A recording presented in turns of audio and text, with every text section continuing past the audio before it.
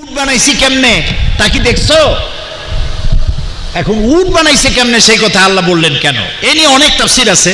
কেউ বলেছেন উট মরুভূমির জাহাজ, কেউ বলেছেন উটের দুইটা হাঁটু, কেউ বলেছেন উট বেশি দিন পানি পেটের মধ্যে রাখতে পারে, নানান রকমের কথা বলেছেন। কিন্তু আসল কথা অনেক দেরিতে আবিষ্কার হয়েছে।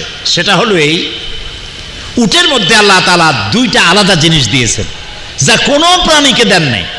পৃথিবীর সমস্ত প্রাণী যতটা পানি লোড করে ততটা আনলোড করে, শুধুমাত্র উট একমাত্র পানি যতটা পান করে সবটা পেশাব করে বের করে দেয় না। পিওর পানি রাখার মতো একটা চেম্বার তার বডির মধ্যে আছে, সেখানে পানি জমা করে রাখে।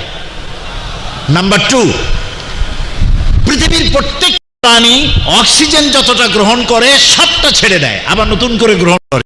পৃথিবীর একমাত্র প্রাণী উট যতটা অক্সিজেন গ্রহণ করে সবটা ছেড়ে না, কিছুটা অক্সিজেন রাখার মতো লাংসের কাছে তার একটা আছে যেখানে প্রিজার্ভ করে রাখে অক্সিজেন।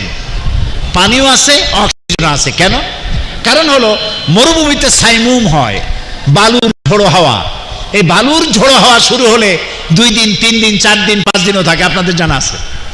তখন মানুষেরা টের পায়, যার যার বাসায় গিয়ে দরজা বন্ধ করে দেয়। কিন্তু উট যাবে কোথায়? ও তো মরুভূমির প্রাণী, সে যাবে। উট যখন টের পায় যে মরুভূমিতে ঝোড়ো হওয়া শুরু হয়েছে, সে তখন সামনের পাও দিয়ে সামনের বালুগুলো সরায়া এর ভিতরে তার মাথাটা, গলা তো অনেক লম্বা, অর্ধেকটা গলা মাথা শুদ্ধ ওই মরুভূমির ভিতরে ঢুকায় দেয়। এই অবস্থায় সে অন্তত 5 দিন থাকতে পারবে মরুভূমির ভিতরে। উট যেন পানি এবং অক্সিজেনের জন্য যেন মারা না যায়, এই জন্য আল্লাহ